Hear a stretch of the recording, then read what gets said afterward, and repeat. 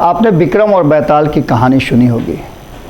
उसी तरह से बिहार और देश की राजनीति भी चल रही है। जब से गठबंधन की बात चली है तब से हर विक्रम के ऊपर एक बैताल बैठा हुआ है, और वो अगर उसे नहीं कुछ मिलेगा तो वो आपके साथ नहीं चल पाएगा। विक्रम बैताल की कथा में जब तक कहानी पूरी नहीं होती थी, उससे पहले उसके सार को लेकर के बैताल विक्रम को छोड़ करके फिर पेड़ पर चढ़ जाता था। बिहार की राजनीति में भी अमित शाह जब बिहार दौरा पर आए तो ये कहा जाने लगा कि आखिर वो क्यों आए हैं, क्या लेकर के जाएंगे, क्या दे करके जाएंगे।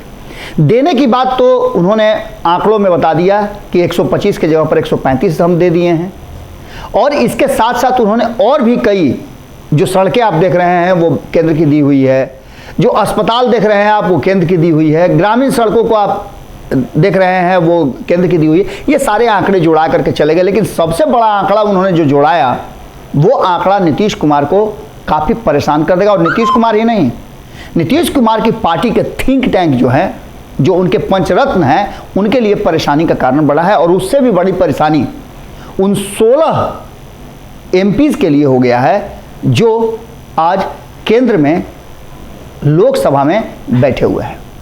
2019 के चुनाव में आपने देखा होगा कि किस तरह से भारतीय जनता पार्टी ने अपनी जीती हुई सीटें छोड़ करके नीतीश कुमार को दिया था। 17-17-6 का फार्मूला तय हुआ था।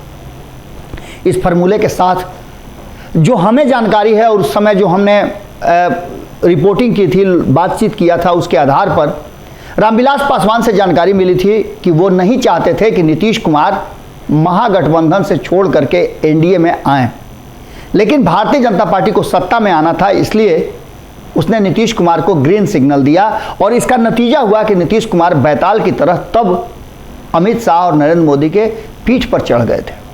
उन्होंने 17-17-6 का फार्मूला तय करा के ही माना, और खास करके भारतीय जनता पार्टी के 5 सीट छोड़ने को लेकर के उन्होंने मजबूर किया। इसको लेकर के भी रामविलास पासवान ने भारतीय जनता पार्टी को सचेत किया था।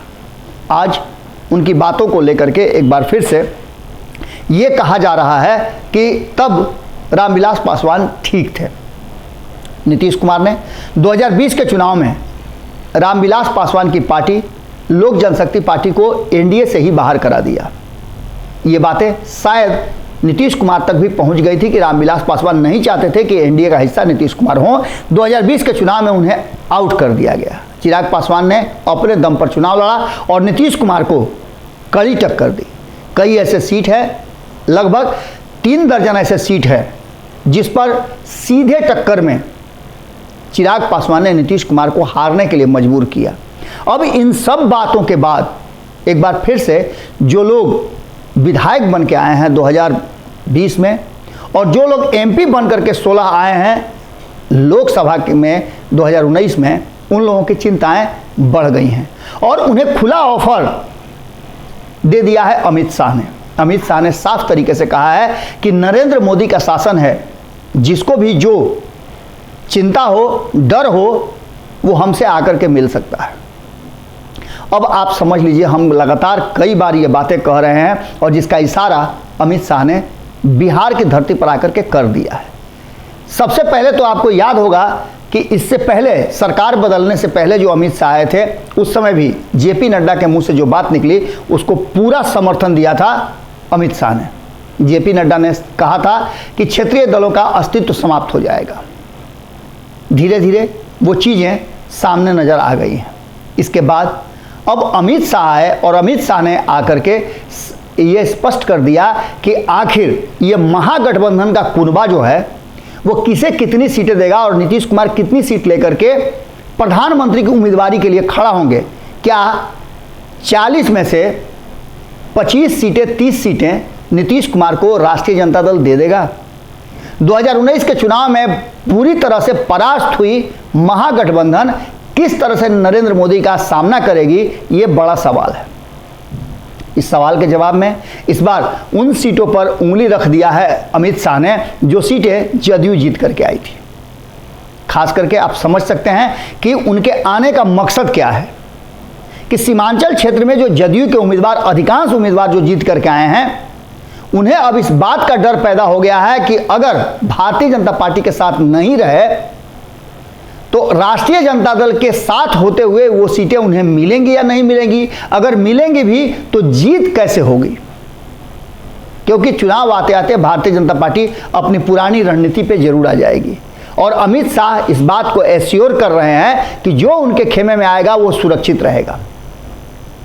इन सारी बातों को लेकर के जो 16 सीटें हैं, जिसमें आलोक कुमार सुमन, विजय कुमार माझी, दिनेश चंद्र यादव, कविता सिंह, अजय मंडल, गिरधारी यादव, संतोष कुशवाहा, ललन सिंह, चंदेश्वर प्रसाद चंद्रवंशी, दिलेश्वर कामत, रामप्रीत मंडल, दुलाल चंद्र गोस्वामी, कौशलेंद्र कुमार, ये सारे जो उनके 16 एमपी हैं, उनको अब कहीं ना कहीं इस बात की चिंता होने लगी है कि आगे क्या होगा। हालांकि आपको याद होगा कि जब नीतीश कुमार पाला बदलने की बात कर रहे थे तो उसके लिए उन्होंने सभी को बुलाया था और कोर कमेटी की बैठक करके उन्होंने फैसला सुना दिया था कि वो एनडीए के साथ नहीं रहेंगे।